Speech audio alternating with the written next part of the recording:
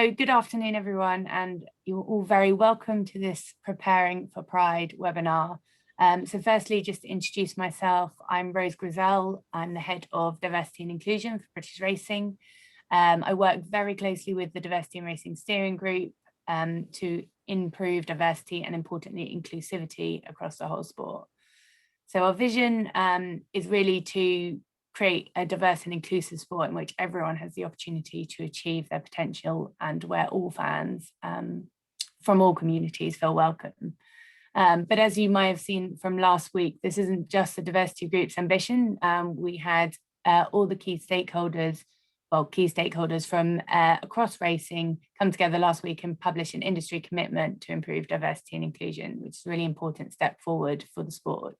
But our hope is that many other organisations from across the sport as well, beyond those core stakeholder groups, will also join this commitment. And so if you are from one of those organisations, please do get in touch with us, because we'd love to bring you involved into the conversation, really. So onto this subject, Pride Month in June, coming around the corner very quickly. It offers a really fantastic opportunity for racing to demonstrate its support for the LGBT+ community. However, we also understand that it can be quite daunting for organisations to know what to do and what to say, particularly, some fear of kind of getting it wrong, saying the wrong thing.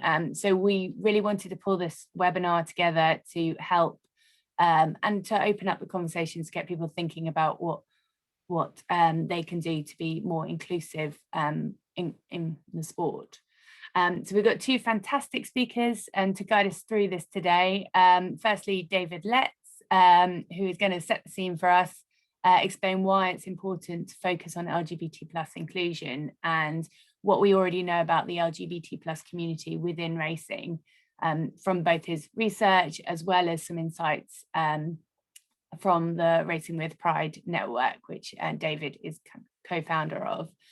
We'll then hear from John Holmes, who will bring the Rainbow Ready Toolkit to life, the document that we published last year, but was also linked into the invitation that you will have received for this. Quite a comprehensive document, but we're going to talk through some of the key elements today. So practical tips for activity in Pride Month, communication do's and don'ts, getting the right message across, but also how to handle some of the reactions as well. Then, of course, we want to hear from you as well. This is an opportunity for you to ask questions, any fears or things you're not quite sure about, then please see this as a space for you to use and a safe space for asking any questions, really. So there's, hopefully you're familiar with this format by now, but a Q&A function or even the chat function, pop your questions in there throughout the session, and I will do my best to direct them to either David or John to get them answered for you.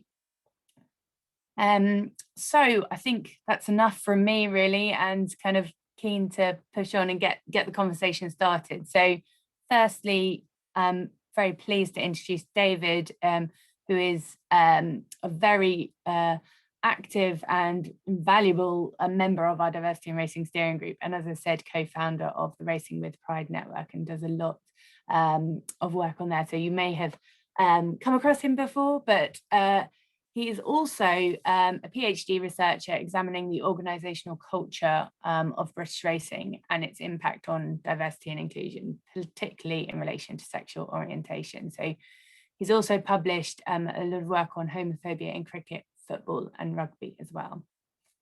So David, over to you. Thank you. Can you see my screen? Yes. Famous question from 2020-21.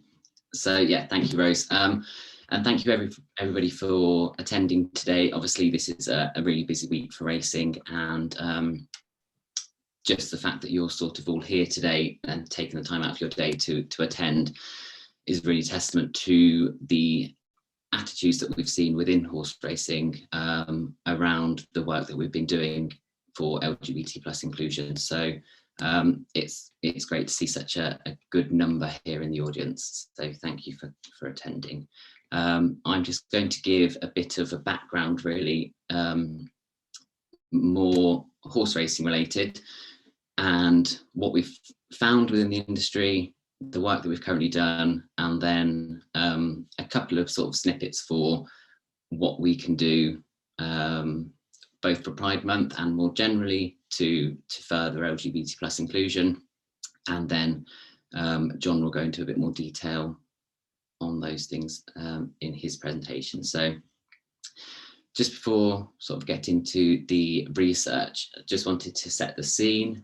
So we're obviously all here because we're passionate about horse racing. Most of us, looking at the sort of the attendee list, work in the industry, and we all want racing to survive and thrive. And I am no different. So I sort of grew up with racing, going to racing. I've worked in yards and different jobs in racing, and I considered that the old adage of if you enjoy what you do for a job, you'll never work a day in your life. So I thought, brilliant, love racing, I'll work in racing.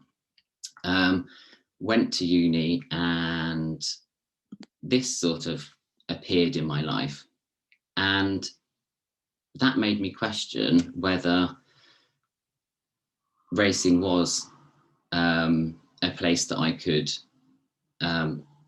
expand my career, fulfill my potential. So that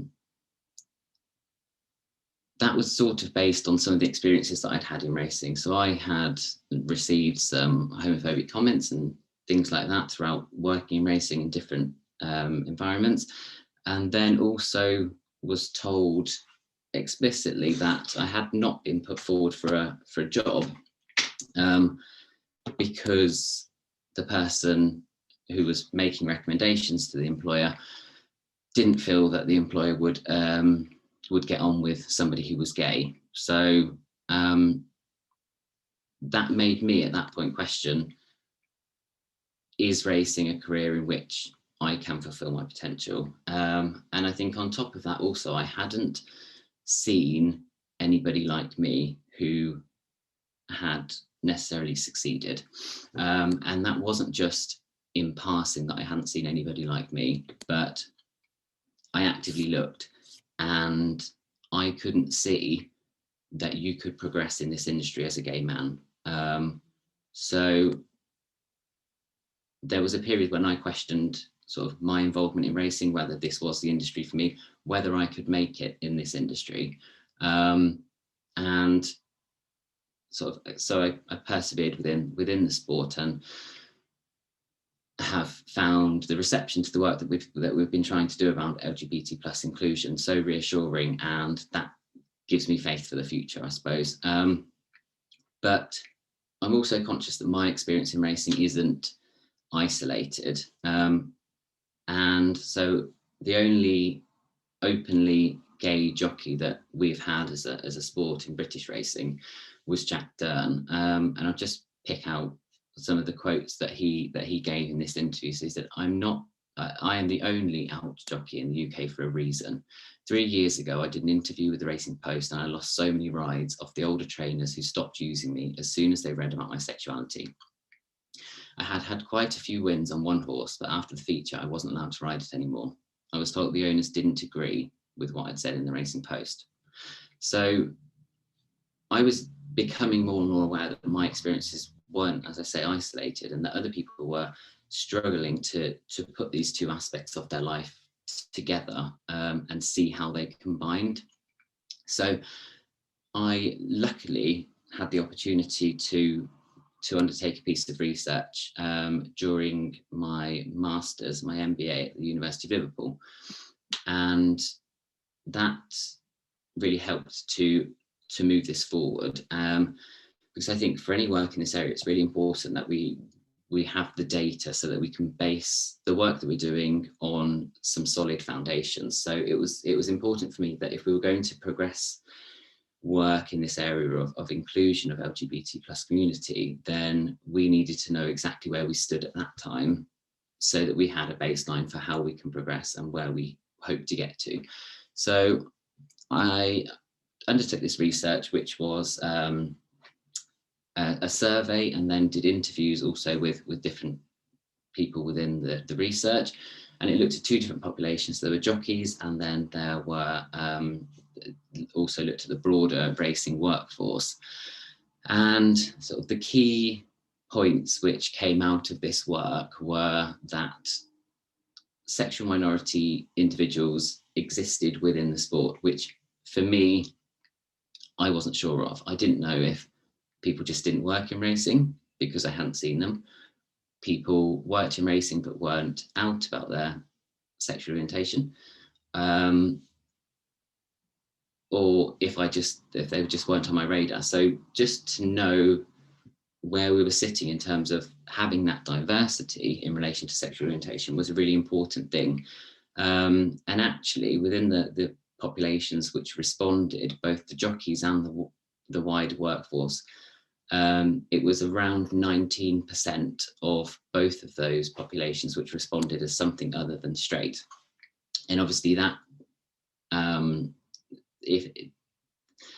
the research was potentially biased in that people who identified as sexual minority may be more likely to undertake it. So if that was extrapolated across the wider populations within the sport, then it's likely that we're sitting at somewhere around national population estimates. So the sport isn't putting LGBT people off, which is a really promising thing to start with. And then I asked the people who had identified as a sexual minority about who they were open to about their sexual orientation. And this is where the industry findings started raising potential cause for concern, in that people who had identified as LGBT plus were more likely to be out to friends and family than colleagues. And this was seen at a higher rate within both populations which I surveyed than other studies have shown in other industries, but more predominantly within the jockey population that I'd looked at. So already there we're seeing that LGBT people are here, but there is some concern or issue there about being open about their sexual orientation within our industry, which sits quite oddly with the attitudes which we saw within the sport. And these were really positive attitudes, with 92% of respondents within the racing workforce responding positively to the question relating to how comfortable they would feel if a colleague were to come out as LGBT plus. So really we're showing there that we're an accepting and inclusive sport, but that message might not be getting across to the people who need to know about that. And the other thing that tied in with those positive attitudes was an elevated level of homophobic language use. And this is seen in other sports as well. But the levels used in both populations which I sampled were considerably higher than have been seen elsewhere. And that then gives rise to the question of whether that influences somebody's decision not to be open about their sexual orientation, because it confuses their perception of the environment. So if homophobic language is being thrown about on a daily basis, that person who is questioning, is it safe for me to come out about my sexual orientation in this environment, may decide not to, because it blurs those boundaries, even though the attitudes are positive. So it's just something that came out of that research that we need to be conscious about. So there were some recommendations made on the back of this, which were both for industry work and then also for further academic work. So the academic work is sort of within my PhD, which is looking more broadly at the culture of the sport, and particularly the masculinity within the sport and the influence of that on the LGBT plus population, and career progression and things like that. So that's being looked at there. And then in terms of the industry response, the recommendations were made about improving awareness, improving education, and improving support. So if we move on to look at the industry's response, one of the first things that we sort of did as a larger initiative was the launch of the LGBT plus e-learning module. And that was obviously to address the education aspect, because I think for some people, they weren't aware, within my research, they weren't aware of the impact of the language that they were using. And it's often framed as banter, which seems to make it acceptable for people to use. But actually the e-learning provided an opportunity for people to educate themselves on the correct terminology to use and the impact of using homophobic language on the LGBT plus community, alongside other aspects of LGBT plus diversity and inclusion. So that was a really good first step in just opening that conversation, I think, within the sport and getting that dialogue going. And then following on from that, which John will obviously go into in more detail in his presentation, but we produced this Rainbow Ready resource pack for British racing, which was based on a pack which John had produced for sport more generally. And then we worked alongside him to tailor this for racing. So that again was the emphasis there, was about giving the confidence to people to engage with the subject, because this can be a daunting sort of area for people to delve into. If you're not familiar with it, then there are lots of acronyms which you'll get used to, and it can be confusing. So we just wanted to produce this pack which outlined really how you can engage confidently and move to that next step, really, of not just changing your social media avatar or something, but actually engaging in the conversation. So that was that. And then we also launched the Racing with Pride network, which has been a great success.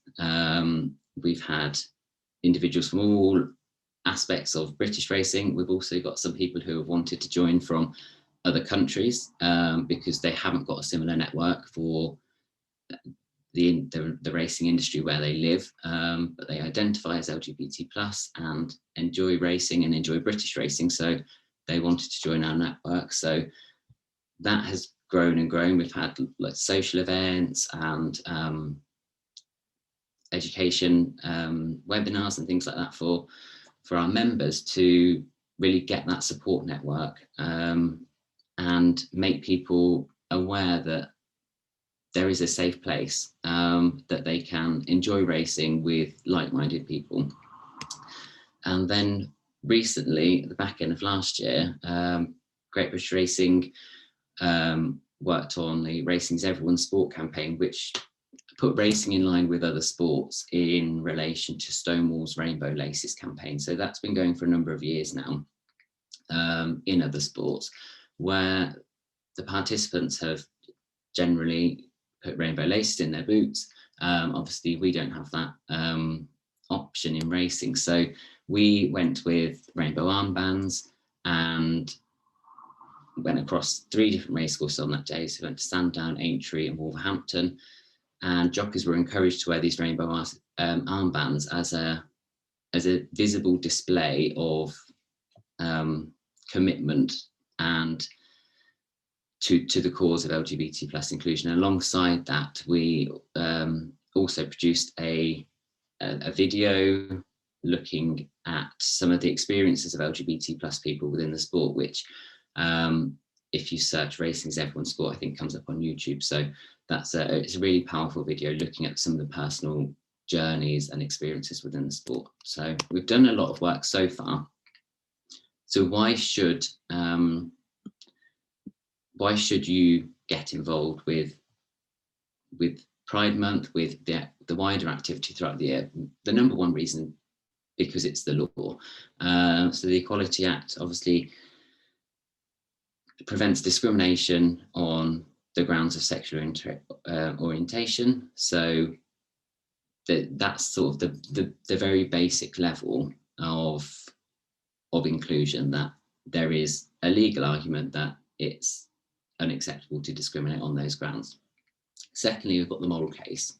So that's because it's the right thing to do, that as a sport, we should want everybody to feel welcome. We should want everybody to feel like they are involved and included in our sport. And the third case is the business case, because diversity and inclusion in its broadest sense is good for business.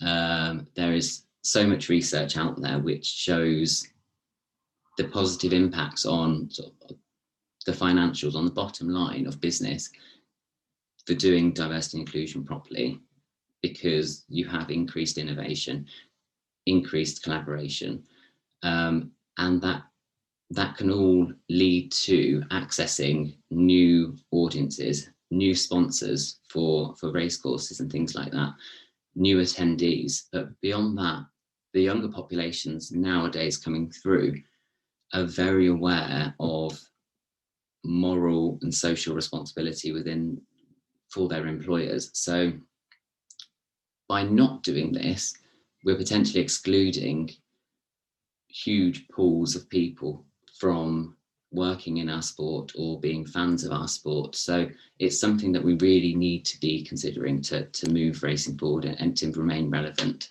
And if those three reasons are not enough, then because this work has a physical impact on individuals who love our sport just like we do.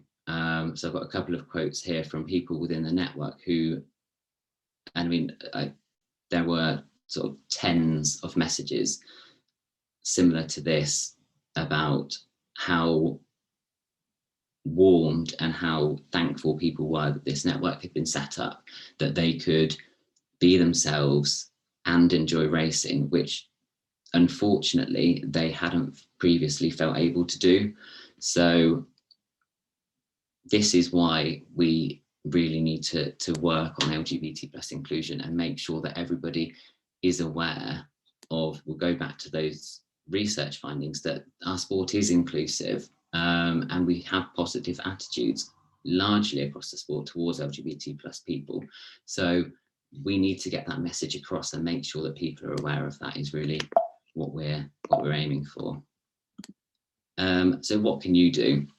Firstly, you're here today, so that is a brilliant step, that you're attending and you're keen to get involved and to engage with this. So workshops and webinars, we'll be hosting another webinar in June during Pride Month, which I'm sure details will follow, Rose, at some point. And that's looking at sort of how we can move away from awareness of LGBT plus inclusion and move towards allyship. And really taking that next step of saying, I'm not just aware and accepting, but I'm an ally to this community and I want to do my bit to make sure people feel included. Obviously, in terms of education as well, we've also got the e-learning, which has proved really popular on the Racing to Learn platform. So if you haven't yet completed it, that's on there. And again, that just touched on some of the fundamentals and hopefully will give you some more confidence to engage with the subject. In terms of action, follow Racing with Pride on Twitter. We'll be doing activity during Pride Month and things like that. So it might give you some ideas about what you might like to do or things like that. So do follow that. Spread the word about both the work that we're doing and the network. We want to make sure that this network or people are aware of the network in every corner of our industry, so that if people need that support and the sense of community, particularly sort of the year that we've just gone through, if people need that, then they know where we are.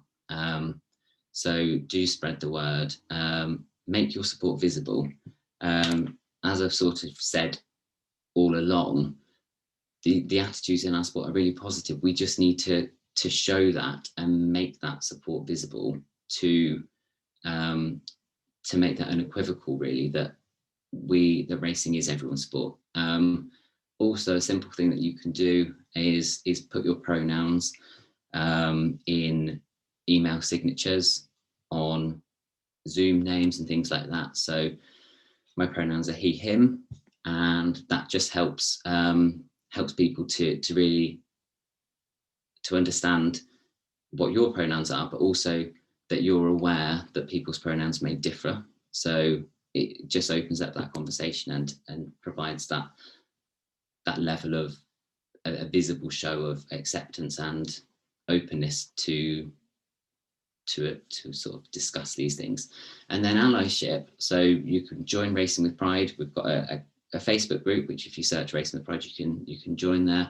And as I say, we've had some Zoom events and things, but hopefully getting on Racecourse soon. And Racing with Pride is open to both the LGBT plus community and also allies of the community. So please don't feel like if you don't personally identify as LGBT plus, then you can't join. You are very welcome. And as long as you're passionate about the cause and want to improve sort of the situation in this area, then please do join us. And then obviously you can open the dialogue again, have that conversation with somebody at work, say you've been on this call and have a chat about it really, and remove that taboo which sort of still lingers around talking about sexual orientation.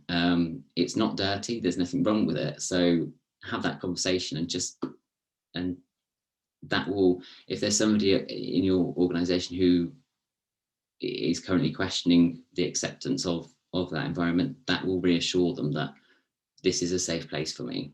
And then also calling it out. If you hear inappropriate discriminatory behavior or language, call it out. If it's safe to do so, call it out. If it's not, report it. We've got race-wise, or within your own organisation, but just make sure that it doesn't go unchecked. Is what I'm saying really. And then happy to take some questions now. If you have any questions at a later date, then contact us. We've got our own email address and obviously, as I said, on Twitter. So always happy to be of any help that we can, really. So thank you for your time today. I'll stop sharing my screen. And I've gone over. Oh no, that was perfect, David. Thank you so much. Really insightful, really informative.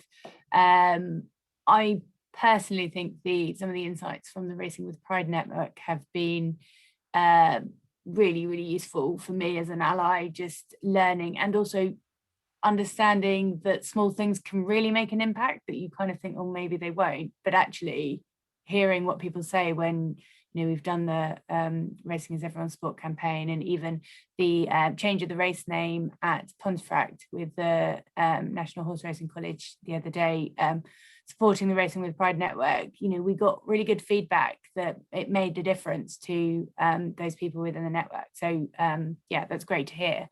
So I've had a couple of questions come in. So David, I will pose them to you now, if that's okay. And then we'll move on to John. So David, do you think attitudes have changed over the last few years in racing? In racing, yes. In broader society, even yes. All of the research has shown that attitudes are going in the right direction, or have been for a very long time. With my academic hat on, research in the last few years has actually shown that sort of acceptance of sexual minority individuals has started to plateau, or even sort of go in the direction that we don't want it to go. So there is a real risk. It's not just, there's a risk of complacency, I think, that things are great. Why do we need to do this? Why do we need to sort of make a song and dance out of it? Because there is a real risk that this could go in the other direction. So we need to keep driving, raising awareness and having that conversation and making it acceptable to talk about this. There's nothing that we should be shying away from here. So I do think attitudes have definitely changed. Within racing, I think the attitudes have probably been positive. It's about raising awareness about how you show that you're acceptance, and how you demonstrate that clearly, which perhaps is the area that we need to work in, which we're obviously trying to work in within the sport. So yeah, I think that's where we need to focus and go. Great, thank you. I've got another question as well, but I think it might be better to pose that at the end to both you and John. So, but if anyone has any other questions, please do bring them in, no matter what they are. Put them in the chat or the Q&A, and we will come to them a bit later on. So next up, I'm going to introduce John. Some of you may have seen John kind of speaking at other webinars and things. He's senior editor and writer at Sky Sports in the day job, but also coordinates a lot of content and support for Stonewall's Rainbow Laces campaign, but also founder and lead of Sports Media LGBT+, which is a network and advocacy and consultancy group that is raising awareness around LGBT+ inclusion in both the sports media industry and sport in general.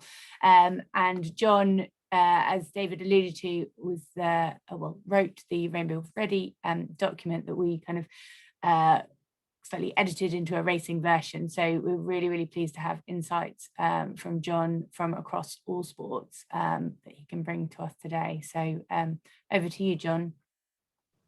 Thanks, Rose. Thanks, David. Hi, everybody. Great to be with you today. I'm just going to share my screen and we can get underway because there's loads to get through. Hopefully you can see that okay.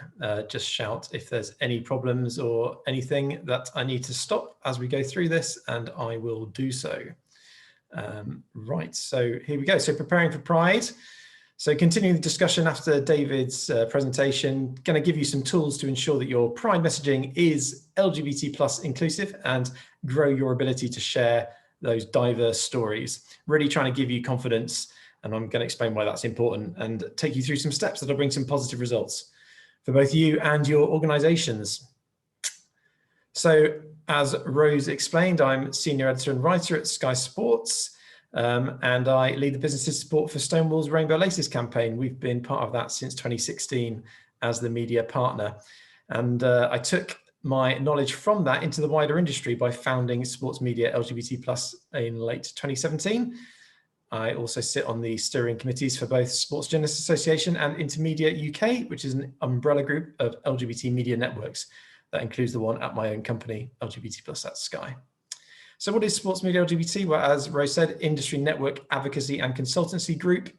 We primarily bring people together. Picture here of an event that we held at Twitter's headquarters in London in 2019, at a time when we were able to hold events in person.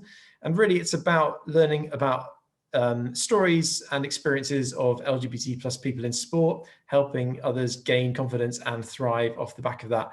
We're very fortunate to have a lot of knowledge within our network, members from print, digital, broadcast media, other roles. So we let people tap into that knowledge base, and we have horse racing representation in our ranks as well, which is great, of course. Now, we started out as a network group, and it's like Racing with Pride. We really value appreciate the value in that more than anything else. But we also like to help with campaigning and attracting others to our message of empowerment and authenticity. So we're fighting to gain the trust of LGBT+ people in sport. Lots of support. So the SJA, our leading industry body, the work that I do at Sky, they support me very well. Another example from our network, Jack Murley, who hosts the BBC's LGBT Sport podcast, several racing episodes on that for you to find in the back catalogue. Intermedia, which I mentioned, and then of course partners and network groups such as RWP, which we're very pleased to work alongside. Again, so quick recap of Rainbow Ready for Horse Racing, as Rose mentioned. So this stemmed out of a resources pack that we produced in LGBT+ History Month in February 2020, and it's essentially guidance designed for anyone in a role that requires media and comms tasks, but hopefully if you're not from that stable, you found some useful information in there yourself if you've had a look at it. Why was it needed? Well, we learned that a lot of people were worried about getting LGBT+ wrong, particularly in sport. and it meant that they were actively avoiding the topic, and consequently there was loads of opportunities for positive coverage, and they were sadly being overlooked. So we're trying to kind of turn things around on that front. As Rose said, it's all practical advice that's accessible, whatever your experience in this part of things. So for today, of course, we're looking at Pride Month. So it's practical tips for activity, both internally and externally, what you can do. Some communication do's and don'ts on how to get your messaging right and educate those who are already part of your organization, but also reach out to new audiences. And part of that, of course, is handling reactions, whether they're negative or positive. Really, we're looking to help promote Pride and its message to a horse racing audience and drive that engagement. Quick note about today, which you might have seen trending on Twitter or somewhere else. It's an International Awareness Day, plenty of those in the calendar. This one is known as IDAHOBIT, which is a very snappy acronym, I'm sure you'll agree. And it's the International Day Against Homophobia, Transphobia and Biphobia. Why May 17th, you may ask? Well, the date was specifically chosen to commemorate the World Health Organization's decision in 1990 to declassify homosexuality as a mental disorder. I'm sure you'll join me in thinking, wow, it's only just over 30 years ago that was declassified as a mental disorder, which is pretty crazy when you think about it. So first observed as an awareness day in 2005, and it's now become a worldwide celebration of sexuality and gender diversity. This year's theme you can see there on the poster, and part of that is, of course, a message of unity connected to the pandemic, how COVID has impacted on the LGBT+ community. So issues there such as mental health, online hate, young people moving back home or being forced to stay at home. Often they can be unwelcoming environments. And of course, we're looking at it from a global perspective here. So 71 countries around the world with anti-gay laws, sadly. So laws against sexual relations between same-sex people, discrimination on the rise in many of those, but also here in the UK, sadly, figures obtained by the BEEB in October last year from all 45 UK police forces show that the number of reported homophobic hate crime cases has almost trebled in the last 6 years or so. And that was in 2014, the year that equal marriage became legal in England. So work to do, I'm sure you'll agree. So Pride Month, and that's in just over a couple of weeks' time. So Pride Month is the month in which Pride is traditionally celebrated and marked, as you'll see here. So that's a commemoration of the Stonewall riots in New York, which began on the 28th of June, 1969. Very late on a Friday night, police raided the bar with over 200 people inside, started arresting people, mostly for masquerading, which was a New York City offense, which essentially meant cross-dressing.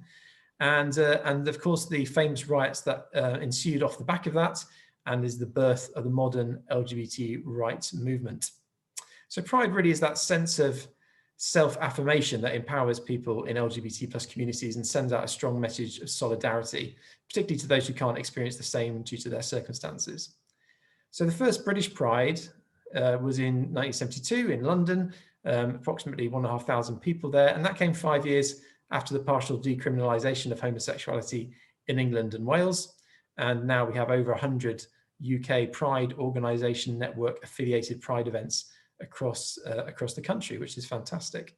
So in sport, the Football Association, they took part in their first Pride March in London in 2019. And that followed on from the England and Wales Cricket Board, who'd been involved the year before. So we're seeing sport getting more involved in Pride in lots of different ways. And that's really, really exciting to see.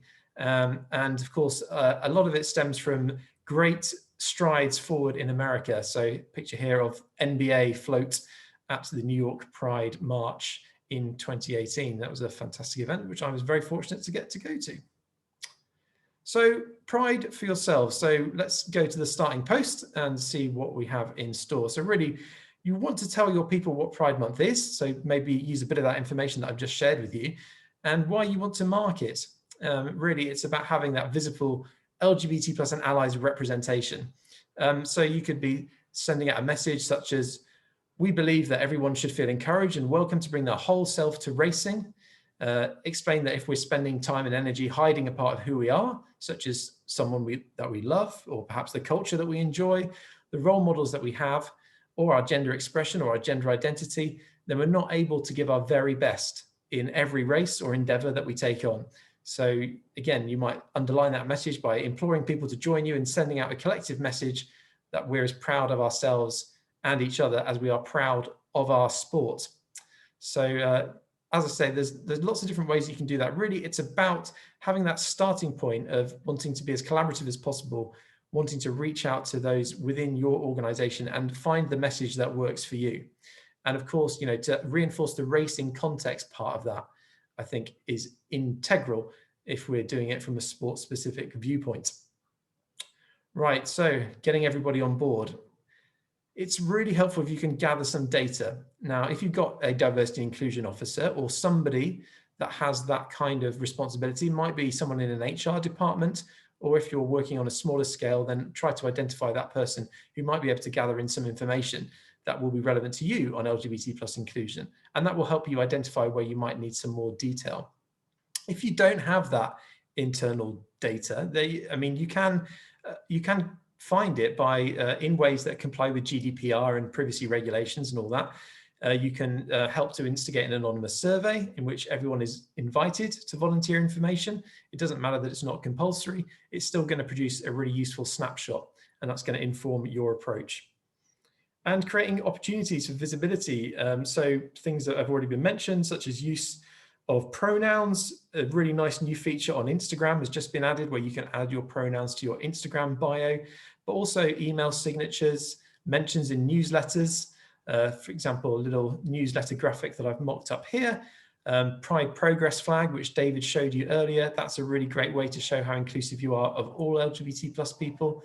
And that can be extrapolated into things like social media posts, rainbow lanyards, pin badges, Zoom backgrounds, loads of different ways that you can create opportunities for visibility, and that will get people talking. What will also get people talking is kind of events related to LGBT+ inclusion. Maybe you want to start by just attending something that's local in your area or online and learning more about the community yourself.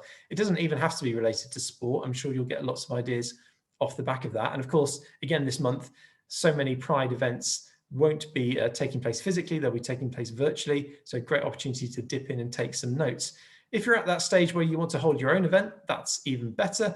You can of course partner up with other racing organizations on that, or sports clubs and LGBT groups to boost those numbers, and try to get someone in to speak. There's lots of opportunities, I'd say, for that. Again, it doesn't have to be somebody from racing, it could be someone from external that's got a really strong message to share. And it's really great if you can get that senior support. So somebody in your organization who's at the top of the chain, as it were, if they can come along and lend their weight to it, then it's going to get lots of other people on board as well. And yeah, just taking those suggestions forward is a fantastic opportunity. So saying things like, we're going to put out a Q&A or an article on our website. We're going to get people to send in short videos of what Pride means to them. Picture here, of course, of Vicky, Chris and Dive, members of the Racing with Pride network. We'll have a little bit more about people's stories in a minute, but perhaps there's other ways that people might want to show support. It could be raising money for an LGBT+ charity or a good cause, giving somebody a platform to talk about their journey. So have a think about how you can get those individuals involved in your content. Talking points now often boils down to, what are we talking about when it comes to Pride? So what are the topics and themes that LGBT+ people or allies in racing might want to address or discuss for Pride in order to help raise awareness, and particularly if they're looking to help other people, maybe young people who are struggling with this particular part of who they are. So authenticity is a really big part of that. Talking about how being your authentic self in sport can boost your performance. This is something that Sports Media LGBT+ is really passionate about, and we hold an initiative event every October, which is tied into Coming Out Day and World Mental Health Day, which explores authenticity, encourages people in sport who are LGBT+ and out to share their stories so that others can find that sense of authenticity themselves. Mental health that I mentioned there, we've just had Mental Health Awareness Week. There's a really big conversation that sport particularly is embracing. The LGBT+ aspect isn't heard so much, but we know that lesbian, gay, bi and trans people are more susceptible to poor mental health than those who aren't LGBT+. And you think about things like being closeted or being isolated or suffering gender dysphoria would be examples of that. So mental health is something that you will find that LGBT plus people in racing will want to talk about. We're on Ida Hobbit today, which I mentioned. So we're talking about the effects of discrimination. So that's how anti-LGBT plus language or behavior makes people feel excluded. And of course, that can happen if they're LGBT plus or not. We often know that homophobic insults are directed at people who aren't themselves LGBT plus. So it's really good to explain about these events, to raise awareness, not just to say that it's something that has happened, but to give somebody from the community an opportunity to explain the effect that it has. And that helps with education. So the prospect of sharing personal news, that's something that often comes up as part of Pride Month. So that could be what's known as a coming out story. But of course, that could include someone sharing news about having come out in the past. And maybe they're talking about the fact that they happen to be trans or non-binary, but it might not be a kind of a big coming out story. They might just be talking openly for the first time about something they haven't shared before. Life events, so this is increasingly happening across sport and society, of course, and I mentioned equal marriage coming in a few years ago. Now, off the back of that, we're seeing more things like people announcing relationships, engagements, marriages, births, or other life events connected to them being LGBT+. And particularly around Christmas and New Year time, there's lots of examples of engagements in women's sport in particular. Haven't quite got there in men's sport yet, but particularly in women's sport and football, I'm talking about. In the primary, I would say lots of those announced on Instagram, and that was really lovely to see the positivity around them. People might want to talk about their support for a campaign, something like Rainbow Laces, which of course racing has really got on board with in recent years, but it could be something more personal to them. So in recent weeks, we've had the football referee, Stacey Pearson. You might have seen this. She's currently campaigning for equality across the UK on funded IVF for same-sex couples. So it might not be an immediately obvious campaign linked to being LGBT+, but it could be something that somebody's really passionate about and they want to raise awareness around. And setting up a network or group. Now, of course, we've got Racing with Pride already well established, but maybe someone wants to start up an LGBT+ and allies group within your own organization, something on a smaller scale, give them some help and support to do that too.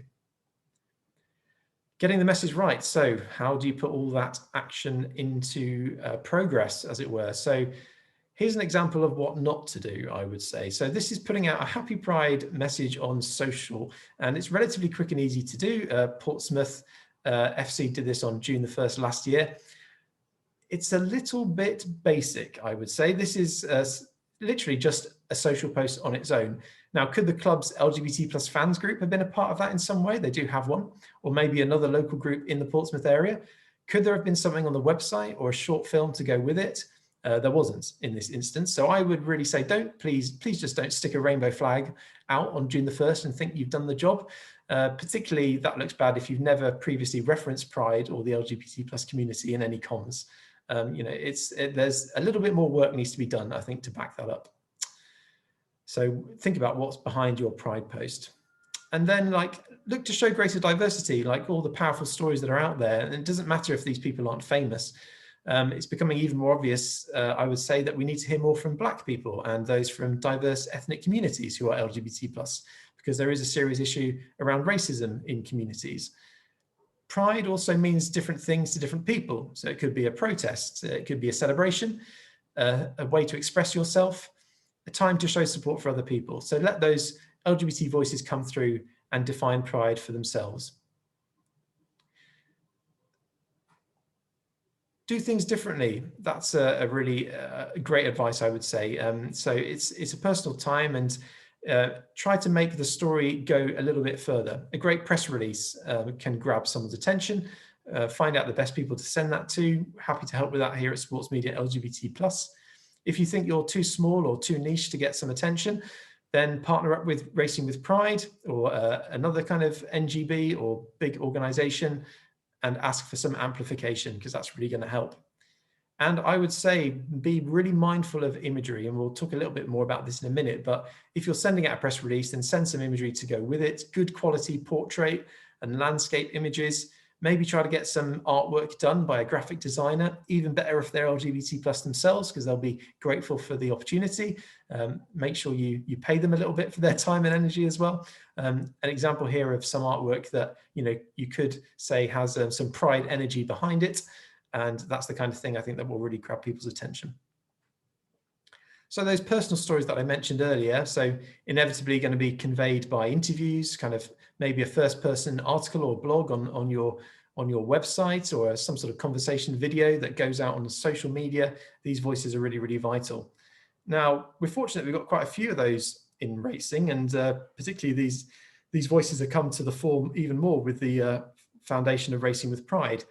It could be that coming out story, that form of storytelling which involves someone being more open about their sexuality or gender identity than before, or it could be something a bit more subtle than that. So some examples here from Vicky and Mick. And remember that education is a really generational thing. So think about younger and older audiences. So there isn't just one type of LGBT plus person. For myself and others working in sports journalism and media, we really, really want to help interesting people tell relatable, impactful stories that reflect the world around us and stay true to their passion for sport. And if you get the opportunity to work with someone on that, it can be a fantastically, a really kind of uplifting process to be involved in. So a little bit of fear of getting things wrong. And as we've talked about, it's often the reason why people avoid these kind of stories. There's more kind of detailed advice in the Rainbow Ready guide, but here's some key tips. So paying attention to names and pronouns. So stories involving trans and non-binary people often require a lot of care and attention. From another sport, we had women's football. In the last year, we had a player who plays for Canada who came out publicly as trans and uses they, them pronouns. They're called Quinn. As part of their coming out, they also dispense with their former first name. So they go by Quinn. Now, some media outlets reporting on their story had to make corrections and apologies around names and pronouns when that story ran. It's still happening today in commentaries on these games. So always check names and pronouns with those who you're working with. Don't make assumptions about people. That's what I would advise on that front. And yeah, letting LGBT plus people define themselves. So we use the acronym LGBT plus. You might see it written differently elsewhere. Try to be consistent, I would say, around your usage of it. Some people identify as queer, but others, perhaps more so here in the UK and from older generations, might find that word offensive due to its historical usage. So that's something to be conscious of as well. Another phrase you might see is openly gay or openly lesbian. You might see that written down in an article somewhere, and maybe the person has described themselves in that way. However, again, that phrase might not sit totally comfortably with everybody. I think, that description now could seem rather dated, as it kind of suggests an element of defiance and a level of visibility or even flamboyance that not everybody who is gay or lesbian displays. So we really try to encourage people to just use the word out instead. Headlines and labels are a really important part of this. At some point, you're probably going to have to summarize a story into a headline or a slogan.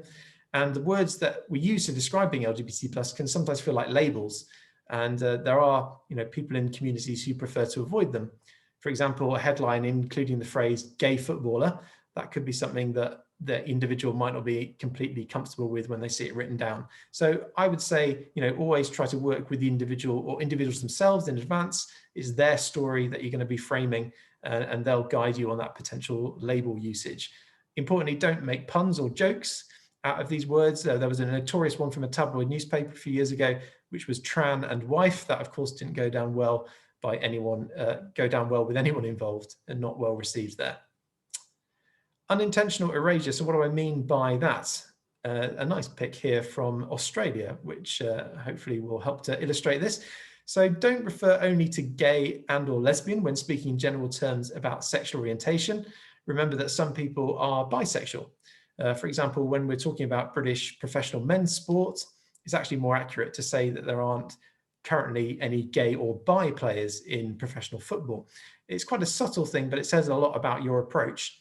So, actually in sport, we've had 3 British athletes come out as bi men in 2020 in ice hockey, gymnastics and rugby union, Zach Sullivan, Luke Strong and Levi Davis respectively.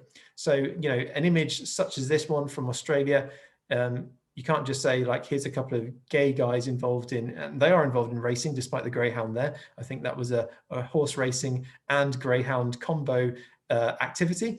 You can't just say, of course, that why are there no gay people in horse racing, or no out gay people at a certain level? Of course, we're talking about gay and bisexual and lesbian people. So try not to erase those other identities if you can help it.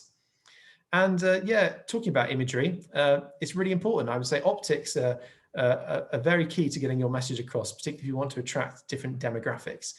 And something that's a real pet hate of ours on our network is silhouettes, which we sometimes see in tabloid newspapers and on websites. Would you believe this one comes from a tabloid website, talking again about the lack of out gay or bi male footballers. And there's something about that just suggests something sinister, weird, wrong, the shadowy figure who is lurking somewhere in the background. So please don't use those kind of silhouette imagery, because it sends out a really negative message about being LGBT. So handling reactions, those negative remarks, which we sometimes see on social media. Here's one thrown towards Everton on Twitter, I think it was, or on Facebook, Instagram maybe. Instagram, that was the one. But actually, you know, a response here from Everton, and that went down really, really well, as you can see there from the number of likes. Now, generally, we wouldn't encourage people to engage with trolls or time wasters on social media, but there is a lot to be said for replying to positivity with positivity. And I'm going to quickly come onto that again in a minute. But just some kind of expressions you might see raised: keep politics out of sports. So that's sometimes thrown at people. Well, discrimination hurts everybody, not just those who are LGBT+, and racing is not independent from society. It can be a powerful force for change, as all sports can. So, you know, have the confidence to say that it's not political to send out a positive message to those in our racing family who are LGBT+. It's human. Virtue signaling, pink washing, these are again sort of phrases that sometimes might be thrown at you, or if you're doing LGBT comms. But, you know, provided you're genuinely reflecting the lived experiences of LGBT+ people in racing, I think you'll have the confidence to bat those ones away. Virtue signaling is a claim that you're only covering something in order to get approval or to enhance your moral standing. Well, clearly that's going to be wide of the mark here if you've done your groundwork. Be confident in your intentions. And pink washing, I suppose in the sports world that racing moves in, with you know, horse racing taking place in different parts of the world, you might see this suggestion thrown, particularly if you're trying to communicate a positive message in order to divert attention, or sorry, the accusation might be that you're trying to divert attention away from something negative. So the timing and context of your comms is really crucial to how effectively you're going to be able to land your message. I'd say if your club, or if your organization is experiencing a difficult period on social media for whatever reason, it could be a good idea to pause comms around LGBT+ inclusion in case the message gets lost. Whataboutery, so that means those kind of comments that start with, what about this, or why aren't you covering that? Well, there should be a time and a space to represent everybody, and focusing on pride and improving LGBT+ inclusion doesn't reflect a lack of commitment to tackling discrimination in other areas. Also, you can think here about intersectionality, another long word perhaps, but something it's good to understand. So I would explain that by saying, well, my experience as a cisgender, able-bodied, gay white man is going to be very different to somebody who's gay but is also black, black, maybe trans, less able, disadvantaged by class, etc. There's not just one type of LGBT+ experience, and intersectionality teaches us that. Who cares? Well, again, that might not be necessarily said meaning to be insensitive, but it often carries insensitive connotations. You know, try to encourage people to be inclusive and have a think about people, you know, who will be affected by these comms. And policy discussion. Now, I think in an inclusive sport such as racing, you might not find these policy discussions to be quite as prevalent, but in sport more widely, you're likely to see it time and again, conversations on social media that are broadly about policy and eligibility. And that's an expected consequence of any content which is about trans or non-binary athletes and their stories. Now, of course, I would always get some specific advice. I think if you're doing anything in this space, accuracy and clear explanations are really, really important, because we want to reduce misinformation being spread or quotes being taken out of context. Comparisons between sports, that can also be quite unhelpful, because each sport requires different skills, strengths and attributes. So we've got some experience in this space. So have Pride Sports, which is one of the groups that's backed our Rainbow Ready guide. So, you know, try to get some specific advice if you're looking at anything involving policy. And I wanted to mention positivity and positivity. So in terms of social media around LGBT plus inclusion. So here's a slide that I've taken from somewhere else. You'll notice the change in colours briefly. And this is from the Premier League's guidance around rainbow laces and how they interacted with people on social media in December 2020.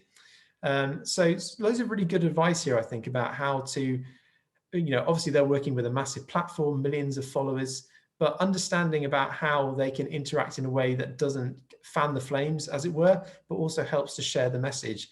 So as I say, like, the way to respond can encourage other fans to be supportive too, educate, particularly around what it means to have a different sexual orientation or gender identity. Obviously, if that escalates, then you need to use the tools that are available to you, blocking, reporting, and treating abuse seriously. But if you see somebody who's making really, really valid points, then engage with that person and amplify their voice, and that helps to make the community much a nicer place to be a part of. Positivity, which of course is what we're all here for. So positive remarks, which we're going to see as well. Now, you can see sometimes that kind of jumping to conclusions part of positivity, where there is of course a lot of enthusiasm around LGBT plus representation in sports. And here's an example from football of a jumping to conclusion scenario. And the footballer in question here, Ruben Loftus-Cheek, who many of you will know, plays for England and Chelsea. That was his response to a lot of gossip and rumours that were flying around social media about his sexual orientation. So a really good way to show that actually, you can set the record straight, as it were, but also explain that you're an ally to the LGBT plus community, even if you're not LGBT plus yourself, and communicating that message. Now, that's a scenario that might well play out in racing to some extent. So great way to show allyship and generate that kind of positive outcome. Now, we often see other LGBT plus people taking inspiration, and I'm sure you'll have found a little bit about that with people sharing their stories in racing as a sport. It gives other people confidence to share their own truths, and these reactions might end up happening a lot later, but whenever they do happen, they add to the sense of positivity, and you can respond positively and help to enforce the message. Increased interest, well, actually, more LGBT plus representation in racing will attract more people to want to follow the sports, and you'll see a lot of considerable support from well-wishers when those coming out stories are shared for the first time. I think racing is probably going to be one such area where you do get those kind of instances occurring, particularly that having that representation in a part of the sport where it hasn't been before. We've mentioned Jack Dern, but we don't currently have an out gay or bisexual jockey, to the best of my knowledge. So the prospect of generating attention can be quite intimidating for people, particularly with other media outlets picking up on the news and people sending comments, etc., hopefully positive ones on social media. So maybe work with those individuals if you're involved in that, and prepare them for those kind of eventualities. Some specific media training could be really, really useful. And those effects of enthusiasm, there's a feel-good factor there, so that can generate and have other effects too, such as stronger team spirit, high-profile commendations from elsewhere, maybe new partnerships off the back of it, or even a commercial impact on things like merchandise. So, be prepared for some really positive outcomes as well from anything that you're doing around Pride. So, in conclusion, then, really what we're looking to bring to the fore is showing the LGBT plus people in racing, finding those interesting people with unique, untold stories, and that emotional, fascinating element of their journeys, I think, is something that's really key to communicate. You want to look for the diversity within the sport itself. So reach out, find and talk to those LGBT plus people in your organization or elsewhere in the sport, recognize the power of their message for Pride and help to share it. And if you're not particularly confident, well, acknowledge that and read up a little bit more, Rainbow Ready or other stories about being LGBT plus in racing. Educate yourself, and that's going to help you generate the empathy in the comms and activities that you're engaged in over Pride, which ultimately are going to deliver wider education. So here we are, come to the end. So I'm happy to take any of your questions, and I'll stop sharing now. Thanks so much, John. That was great. I particularly liked the response from Everton to the tweet, which I thought was really confident and great to see. And actually, we saw something similarly from the Jockey Club, I think, last summer. So just shows that,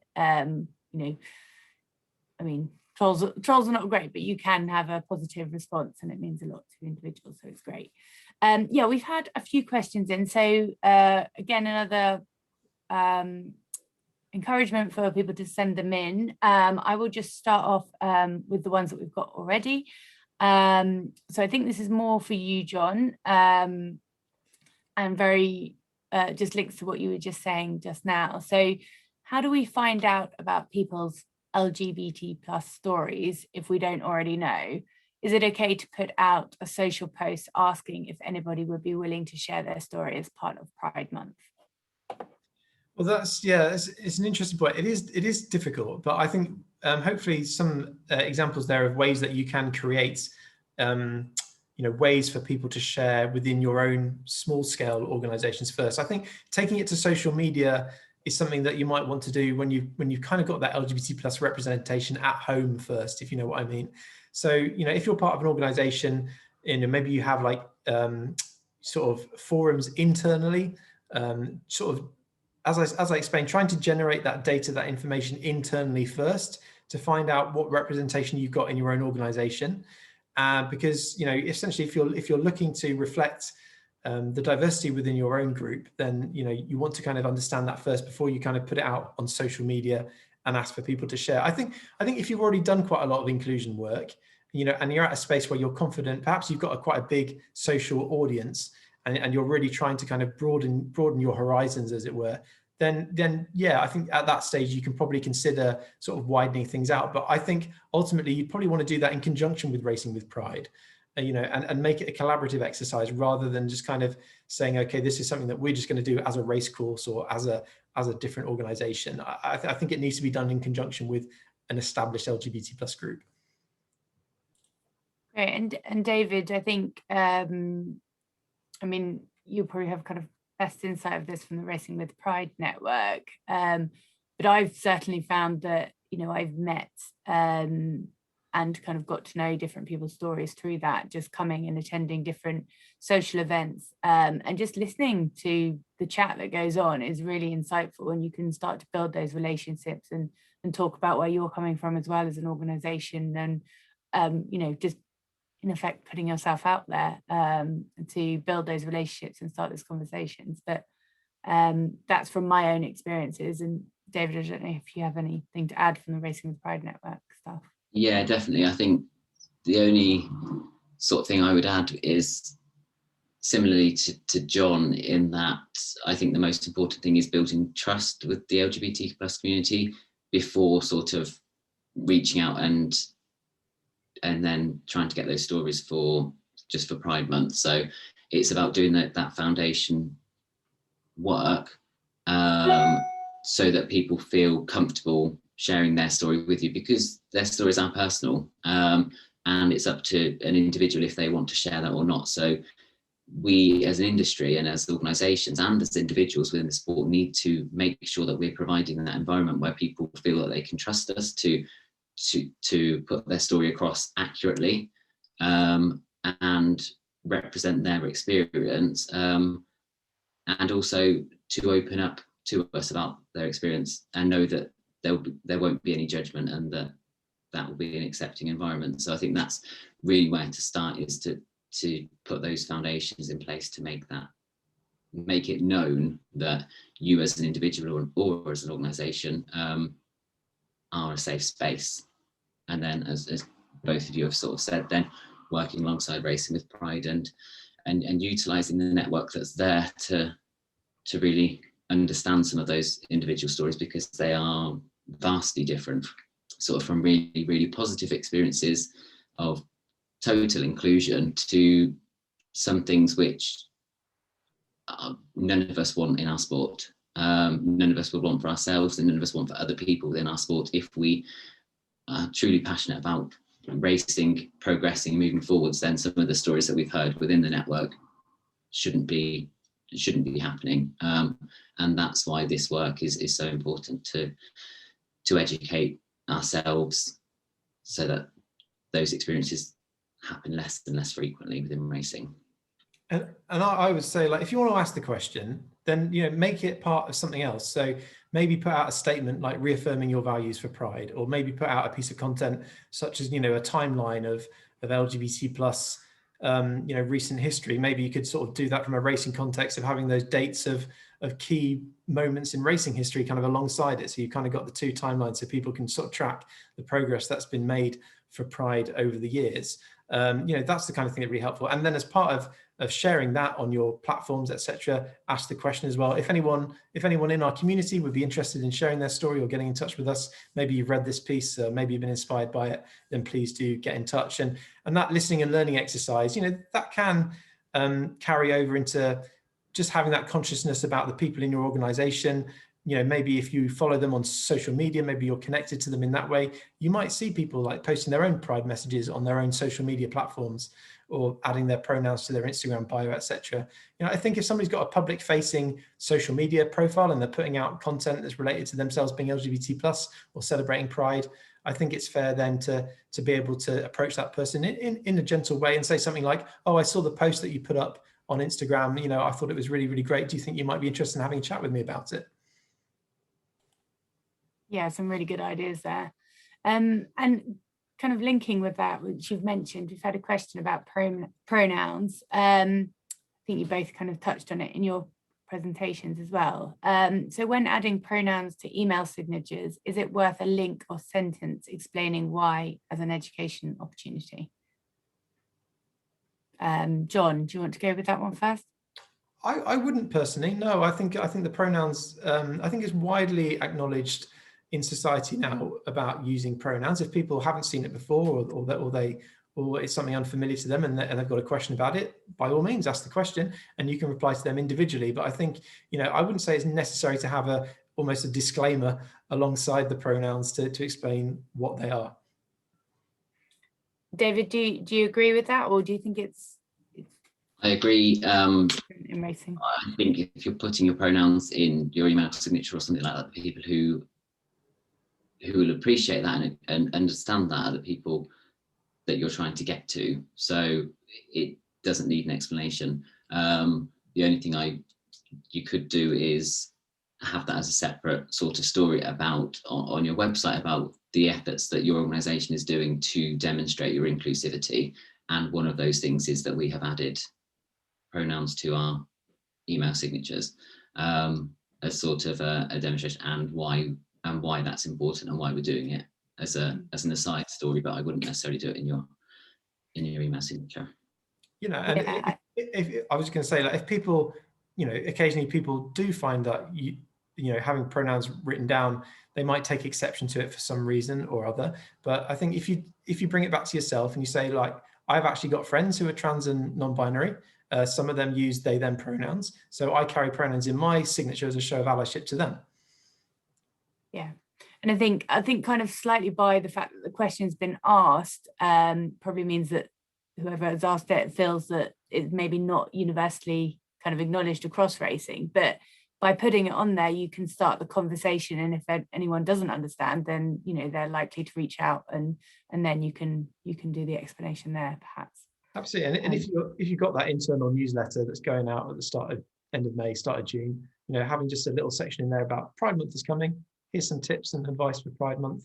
Make sure pronouns are mentioned as part of that. Yeah, great idea. Okay, what else have we got? So what is the view of the panelists on why jockeys didn't seem to fully embrace the wearing of rainbow armbands last autumn for racing's version of Rainbow Laces campaign? So David, I'll come to you first on that, and then John, you might be able to add in a bit from your experience from other sports as well. Yeah, so I'll start by saying I think the Racing is Everyone's Sport campaign was a great initiative and a great step forward for the industry. So I'm conscious about being too critical about ourselves on the first year of our sort of engagement with Stonewall and the campaign. The brilliant video that was produced alongside it was really impactful. And then obviously in addition was the racecourse activation. And I think there were a couple of sort of contributory factors which impacted on how that might have gone. So one was obviously with COVID and crowds returning and things like that. So attention was elsewhere, perhaps. And that was something that we couldn't foresee the exact date that that might happen and things like that. So that was one aspect. I think jockeys were very keen to wear them in a first race, and then I think it slipped off afterwards. So we know that there is some commitment to showing their support, but maybe that was pitched at a wrong level. And I think it's important for us to understand that this is a learning experience for all of us. So it was our first year of doing it, and I've spoken to a couple of colleagues in other sports, particularly one at the FA, who said that don't be disheartened with sort of the reaction and the response that you got and the engagement, because similarly in our first year, we didn't necessarily have complete commitment or engagement. So I think that's important to just consider that this is our first year, and we need to understand sort of where those issues sit in order to improve the campaign for this year. And one of those things will obviously be about engaging with jockeys earlier. And I think we don't just want to put the emphasis on jockeys, because this is a sports responsibility for all of us within the sport. So yes, the jockeys are the visible participants who you can see on the TV screen, but this falls on all of us to show our support. And education sits behind all of that. So I think it's important to explain why we're doing it in sort of webinars similar to this, that why it's needed, why we're doing it, and what impact it will have. And some of the responses that we had from members within the network in response to that campaign showed that the engagement from those who did engage was so valuable and appreciated by so many people within the network, that it just shows how important it is, and hopefully we can carry that on and grow year on year. Great, thank you. John, and just kind of very conscious of time, we've got a couple more questions. So if you've got a brief addition to that, then shout now, or I'll fire the next question to you. Yeah, other than to say, it's something we're very familiar with in football. There's lots of different reasons why people don't wear rainbow laces in their boots. There's other forms of visibility in the sport, so it's not essential. Obviously the armbands was a great initiative, but I think there's other ways that the sport can show its support. It's not essential that every jockey has to wear an armband, I would say. Great. Okay, so I'm just moving on to a topic that often comes up in this discussion. Do you think there's an issue with Middle East influence on British racing industry? How do we overcome the hesitations about supporting LGBT+ community due to potentially homophobic attitudes in those countries and the risk of offending influential owners, sponsors in British racing? So John, I'm sure you have experience of this in football as well, but it's a really tough kind of debate that quite a lot of other sports kind of tackle as well. It is tough, but remember, it's not just tough for you, it's tough for them as well. That's is a two-sided part of a difficult sort of area that we're in from a global perspective. The fact that different cultures and different movements around this part of inclusion, going at different pace. In football, we've had the ownership of football clubs in this country owned by people from parts of the world where they don't have LGBT+ rights. We've got a World Cup coming up in Qatar, which of course everybody's talking about. So yeah, it's a difficult discussion, but I think there's a greater acknowledgement now from both sides about, it comes down to respect and understanding. Like, as much as I want Qatar to change, ahead of the World Cup, realistically, that's not going to happen. But I do see an understanding and an energy from their side to want to ensure that they're going to put on a tournament where people don't feel like they can't go because they're LGBT+. So, they're already kind of moving forwards. So I would say, it's important to have those conversations and have an understanding before you're kind of putting anything out there that somebody might react negatively to. If you're anticipating that, then get in front of it. Don't just wait for it to creep up on you. But from what I've seen of racing, I think I'm encouraged to believe, hopefully, that actually there hasn't been a huge backlash from parts of the sport which represent countries around the world that aren't as equal a society as we enjoy here in this country. I haven't seen that. You can tell me differently, and that encourages us, I think, to maybe try to, to keep pushing forwards from our perspective, and don't worry too much about what somebody in a country thousands of miles away might think. Great, thank you. That's useful. David, have you had anything to add on that, or I've just got one more question that and I'm kind of conscious of time.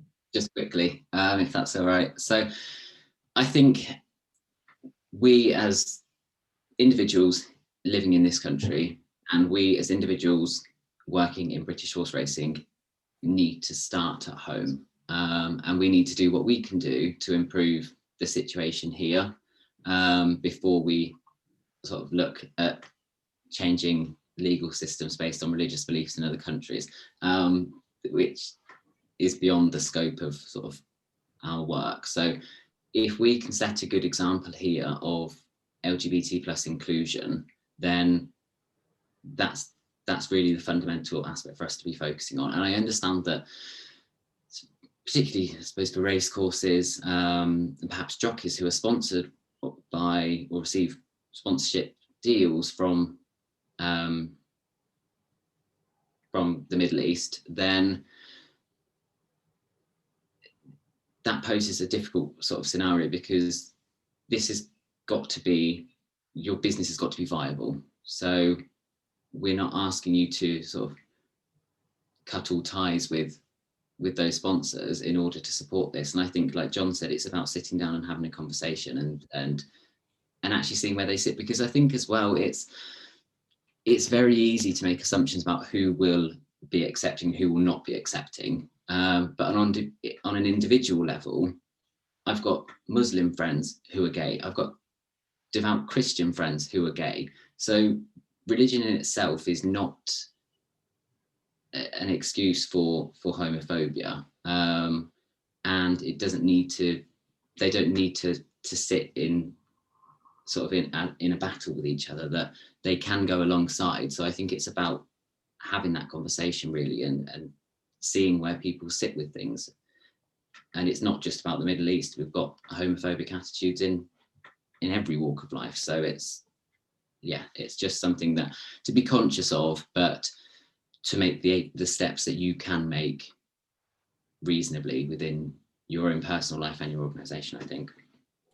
Yeah, and so you should be encouraged. I mean, look at the groundswell of support that was in the sport for Vicky Smith sharing her story. You know, that you can see all the positivity around that. I'm sure there were some people that found that quite a difficult story to digest or maybe get their heads around, but who better to educate them than Vicky herself, just by sharing, her experiences. I thought that was a fantastic advertisement for racing.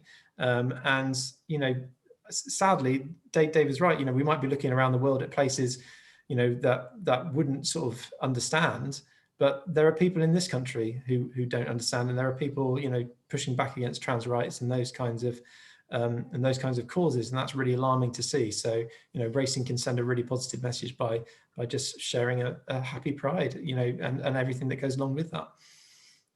Yeah, and as you've mentioned, Vicky, she speaks very positively about the support she had from her employer, Godolphin, which may in fact surprise quite a lot of people, whereas actually they are, hugely supportive, and she couldn't speak more highly of her experience transitioning and being employed by them at the same time. So, okay, I've just got a very quick last question, which hopefully we can share some practical tips with, and then I'll wrap up, and I'll ask both of our panelists for one tip. I know we shared so many in their presentations, but kind of one final thought would be great from both of you before we wrap up. But in the meantime, the question is, how can race courses ensure their dress codes and best dressed competitions are inclusive for all the LGBT plus community? So I guess that's looking more at non-binary and trans people specifically.